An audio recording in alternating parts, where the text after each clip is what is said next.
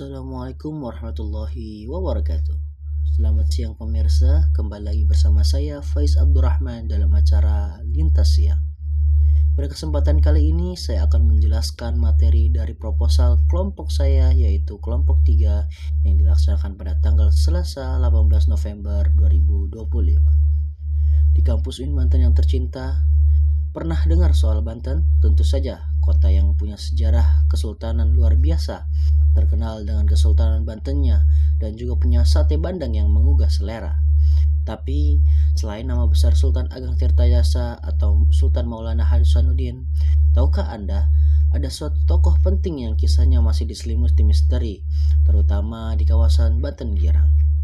Beliau adalah Ki Mas Jong. Hari ini, kita akan sama-sama mengupas tuntas siapakah sebenarnya Ki Mas Jong ini, kenapa namanya penting, dan apa peran dalam tonggak sejarah yang membuat Banten jadi seperti yang kita kenal sekarang. Saat kita bicara Banten, kita sering mendengar soal Banten Girang, sebuah situs cagar budaya yang sangat berharga. Banten Girang ini adalah cikal bakal atau titik nol sebelum Kesultanan Banten berdiri. Nah, disinilah nama Ki Mas Jong muncul. Dalam cerita rakyat dan beberapa catatan sejarah, Ki Mas Jong seringkali disebut sebagai pemimpin lokal di wilayah Wanten Girang. Bayangkan, sebelum ada kesultanan yang besar, sudah ada power atau kekuasaan yang mengatur daerah itu, dan Ki Mas Jong adalah salah satu sosoknya. Prianya tidak main-main. Ki Mas Jong adalah tokoh yang disebut-sebut punya pengaruh besar sebelum kedatangannya Syarif Hidayatullah atau Sunan Gunung Jati dan putranya Maulana Hasanuddin yang kemudian menjadi Sultan Banten pertama.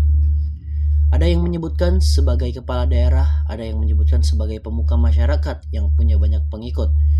Intinya, jika Anda ingin tahu bagaimana Banten yang tadinya sebuah desa atau kota kecil bisa berubah menjadi kesultanan yang megah, kita harus tahu dulu siapa Ki Mas Jong dan bagaimana ia berinteraksi dengan tokoh-tokoh pembangunan kesultanan. Lalu, apa yang membuat kisah Ki Mas Jong ini menarik? Jawabannya ada di momen transisi atau peralihan kekuasaan. Ini adalah bagian paling seru dari sejarah Banten. Ketika Sultan Maulana Hasanuddin datang untuk menyebarkan Islam dan mendirikan pemerintahannya, beliau harus berhadapan dengan penguasa lokal. Salah satunya adalah Ki Mas Jong, penguasa di Wanten Girang. Beberapa sumber sejarah menyebut momen ini sebagai penakluk Wanten Girang.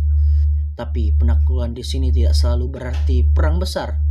Kadang ini adalah proses negosiasi, adu strategi, atau bahkan sebuah kesepakatan politik yang sangat cerdas.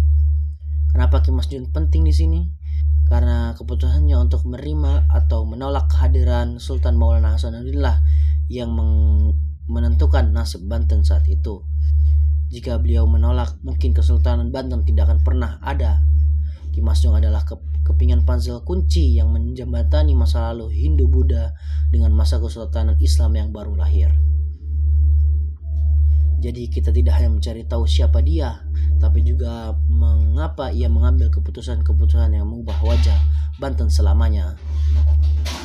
Mungkin kita berpikir kenapa sih harus bahas tokoh lama ini, Ki Mas Jong? Kan sudah ratusan tahun yang lalu. Jawabannya sederhana, akar identitas Banten. Saat kita melupakan tokoh seperti Ki Mas Jong, kita kehilangan sebagian dari cerita bagaimana masyarakat Banten terbentuk. Kita kehilangan pelajaran tentang kepemimpinan lokal, tentang proses menerima perubahan, dan tentang bagaimana sebuah daerah bisa tumbuh besar dari titik yang paling sederhana.